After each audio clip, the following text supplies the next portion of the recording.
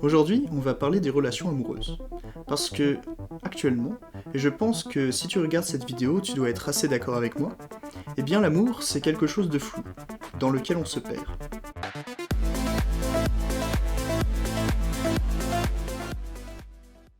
Aujourd'hui, les relations actuelles, c'est quelque chose de complexe. Il y a de nombreux enjeux, et il est de plus en plus difficile de faire des choix. Entre plaisir et relations longues par exemple, ou entre vie professionnelle et vie amoureuse. D'ailleurs, si on fait attention, on applaudit tout autant les sacrifices faits au nom de l'amour aujourd'hui, on s'émeut tout autant lorsque Jack se meurt dans l'eau gelée pendant que Rose est sur sa petite porte de bois, que l'on s'attend à ce que les époux et les épouses dans les films craquent pour le bel inconnu ou la belle inconnue. On se dit tout autant que l'amour, c'est beau, et en même temps que la vie est courte et qu'il faut bien en profiter un peu.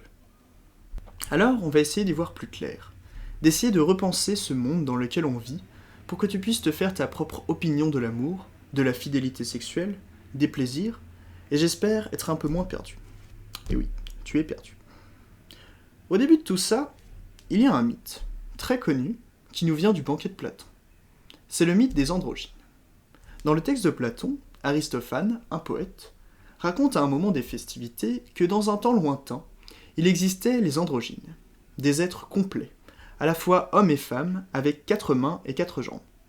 Et ces êtres, en fait, auraient été si forts et si parfaits qu'ils se seraient estimés l'égal des dieux de l'Olympe. Zeus, ne pouvant tolérer un tel affront, aurait alors décidé de les frapper de sa foudre et les aurait séparés en deux. Dès lors, les êtres autrefois parfaits devaient chercher leur alter ego, leur autre partie d'eux-mêmes, pour être complets, entiers. C'est ce mythe qui a fondé, je pense que tu l'as compris, la conception de l'âme sœur. Cette idée qu'il y a en fait un être qui nous compléterait parfaitement, qui serait comme l'autre moitié de nous-mêmes. Et en fait, ce mythe, pour moi, s'il a repris de l'ampleur dernièrement, c'est en partie parce qu'il nous pose, nous les humains, comme des êtres incomplets, des êtres en constant duel entre plusieurs parties de nous-mêmes qui ne s'accordent pas.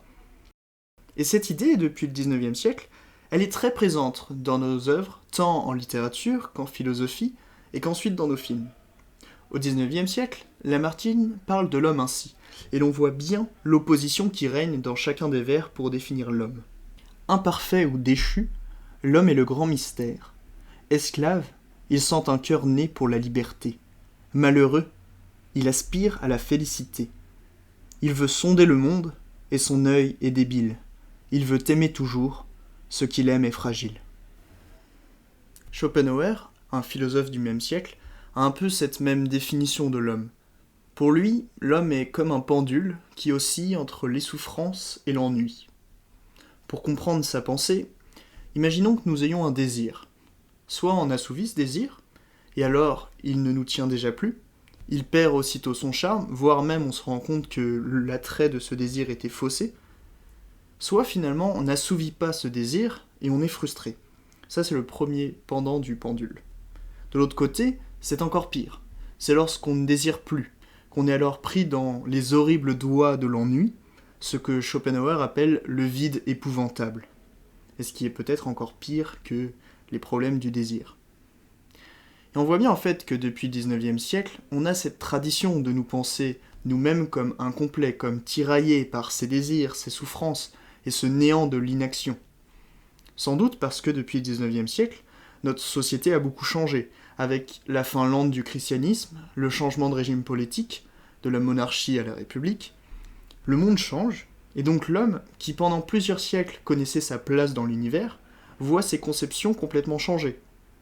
Et donc cette fragilité de l'homme et de sa conception de lui-même, de l'univers, participe, je pense, à donner de la force à ce mythe de l'âme sœur, et de l'amour avec un grand A, parce que l'amour devient comme un remède à cette incomplétude. D'ailleurs, le 19e siècle est le siècle du romantisme. L'amour alors devient un des seuls mythes qui existent encore, la seule magie que l'on accepte dans notre société, presque la seule croyance. Et c'est là en fait que pour moi on arrive au cœur de la question. C'est que toute la réflexion autour de l'amour repose en fait sur la définition même qu'on fait de l'existence, c'est-à-dire en quoi croit-on, en quoi est-on prêt à croire. Je m'explique. Pour moi, il y a deux positions sur l'existence. Une conception que je dirais de l'ordre de l'espérance, c'est-à-dire soit religieuse, soit spirituelle, où l'homme et le monde ont généralement été pensés, créés, où donc la vie est par essence quelque chose de bon, puisque voulu par Dieu ou une entité bienveillante. Dans cette conception, l'amour provient du divin. On peut aisément faire une sorte de syncrétisme, c'est-à-dire de mélange entre mythe et religion, où finalement Dieu aurait créé comme des âmes jumelles. L'homme et la femme seraient faits pour être ensemble, de même que Adam et Ève sont faits l'un pour l'autre et vivent au jardin d'Éden.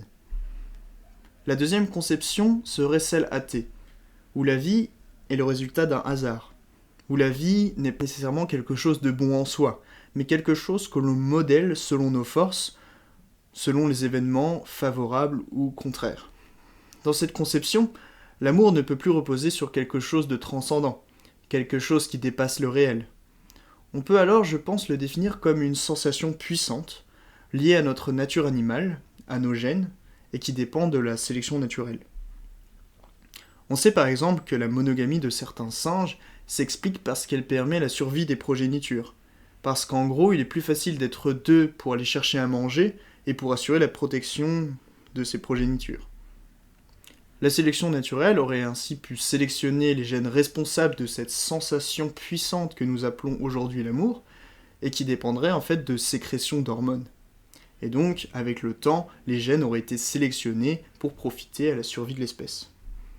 Ajoutons quand même à cette conception athée que l'amour s'expliquerait aussi par un processus culturel.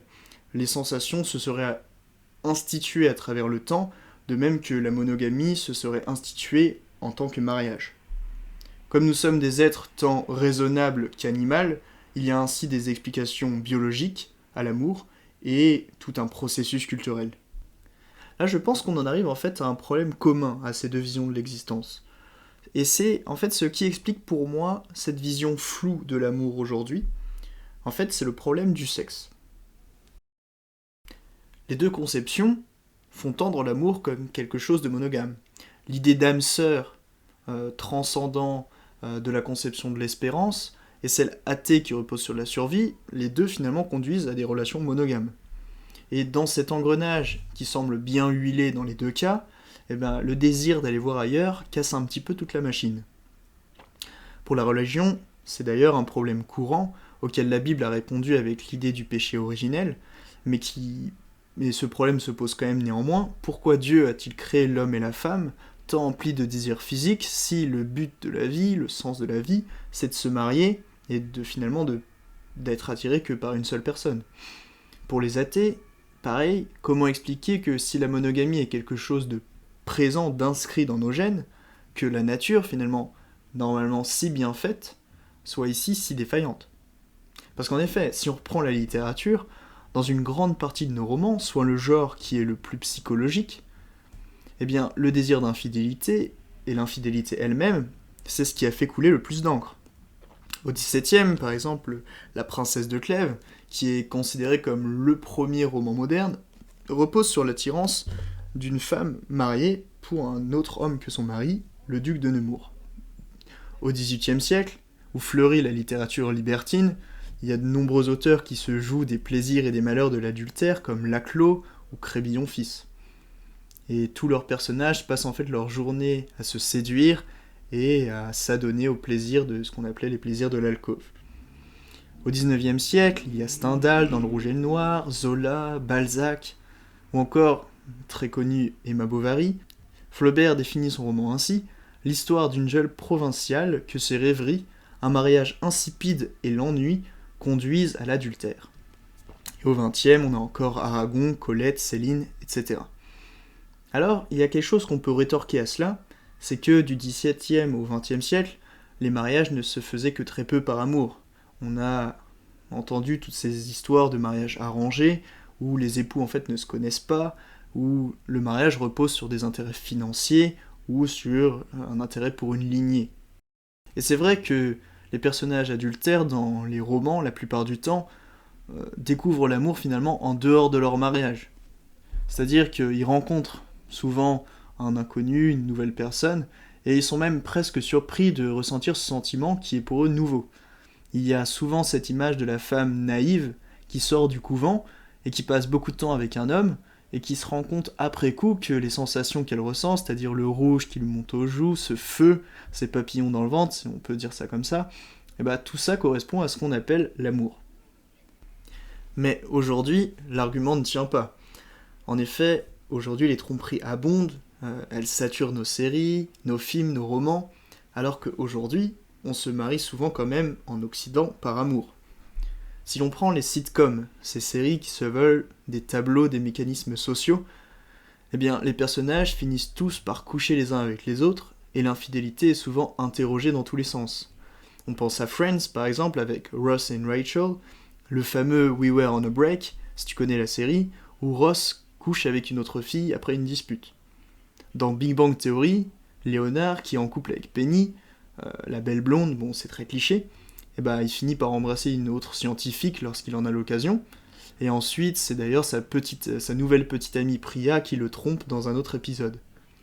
Et même dans You, plus récemment, les femmes sont aussi infidèles que les hommes, et sans spoiler, eh bien, disons que dans la dernière saison, où Joe et Love sont mariés, eh ben, ça ne donne pas une très bonne idée de la fidélité sexuelle au sein du mariage. Donc cette idée que l'infidélité n'existait pas parce que finalement les époux et les épouses trouvaient l'amour en dehors de leur mariage est quand même fragilisée, surtout quand on voit les taux de divorce actuels. Alors, que penser de cet affrontement entre amour et sexualité ? Faut-il penser que l'amour ne dure pas, ou qu'il cesse au bout de 3 ou 4 ans, comme on l'entend parfois ? J'ai envie de vous partager cette pensée d'un orateur grec qui s'appelle Apollodore. Il affirmait que les Grecs avaient les courtisanes pour le plaisir, les concubines pour les soins de tous les jours, et les épouses pour avoir une descendance légitime et une gardienne fidèle du foyer. Alors c'est assez drôle, mais ça exprime finalement l'idée que finalement les Grecs avaient 3 personnes dans leur vie, une pour l'amour, une pour le sexe et une pour le mariage, les intérêts financiers et la descendance. Et de fait, aujourd'hui, il y a de plus en plus de discours sur l'idée du couple libre, ou les libertés sexuelles. Et pourtant, lorsqu'on se penche sur les témoignages de ces personnes vivant ce genre de liberté amoureuse, il semble que cela finisse assez régulièrement dans les déchirures et les larmes. Je ne dis pas que c'est impossible, mais je ne suis pas sûr en tout cas qu'actuellement ce soit à la portée de tous, sachant que notre société n'a pas intégré socialement cette liberté sexuelle, et qu'ainsi l'infidélité est aujourd'hui toujours mal vécue. Peut-être que chez les Grecs c'était différent. Et c'est peut-être également dû au féminisme, parce que, comme on peut le voir avec la citation de notre cher Apollodore, l'infidélité a souvent été plus acceptée pour les hommes que pour les femmes. Cela dépend des époques, comme on a pu le voir, mais encore au XXe siècle, il était quand même plus accepté qu'un homme trompe sa femme que l'inverse. Alors j'ai envie de finir en disant que, en fait, il n'y a pas de véritable réponse à la question de l'amour et de la fidélité sexuelle, puisque même en reprenant cette distinction entre une vision athée ou religieuse de l'existence, le problème de la monogamie et de la sexualité reste entier. Je dirais quand même que du côté athée, la monogamie est quelque chose de plus dur si elle n'est pas entièrement choisie et qu'elle est partiellement subie, notamment parce que cette culture de la monogamie est liée au mariage et que tout cela possède un fond religieux qui a été ébranlé. On voit d'ailleurs qu'aujourd'hui, les plateformes comme Tinder, Fruits, Happen donnent l'impression que l'on peut toujours vivre quelque chose de plus fort, de plus passionnel ailleurs, que la passion se cache peut-être un swipe plus loin, encore et toujours. Et l'on arrive en fait à l'interrogation finale de l'individualisme aujourd'hui. C'est-à-dire, est-ce que l'on vit sa vie seul, selon ses conceptions, ses sensations, ses problèmes, ses plaisirs, ou alors est-ce qu'on veut vivre une vie où le moi se dissout dans quelque chose d'un peu plus grand ? Je trouve qu'aujourd'hui il est courant de projeter sa vie comme une aventure personnelle, solitaire, même si la plupart des moments sont partagés. Les amours, comme les amitiés, finissent par s'évanouir. Et je trouve que c'est assez triste. Alors on me dira peut-être que je fais un bond d'espoir, comme dirait Camus, pour éviter de réaliser la dure vérité, c'est-à-dire la solitude inaliénable de l'existence. Mais je trouve que lutter pour dépasser cette individualité et trouver un chemin où l'on n'existe pas uniquement pour soi a du sens, même s'il est parfois compliqué de dénicher le chemin aujourd'hui. On peut alors parler d'amour, mais également je trouve aussi d'amitié, puisqu'une amitié qui dure possède aussi ce caractère où le moi se distille en une relation plus profonde, où l'intérêt est dépassé par la relation, où l'univers personnel se change en fait en un univers défini à plusieurs, et où l'on échappe ainsi à l'obligation d'être seul. Ainsi, finalement, cette vidéo t'invite en fait à avoir conscience de tes choix, à avoir ta propre définition de l'amour et de l'existence. Voilà. J'espère qu'en tout cas tu as trouvé ce discours intéressant. N'hésite pas à me dire ce que tu en as pensé en commentaire ou à liker si tu as bien aimé.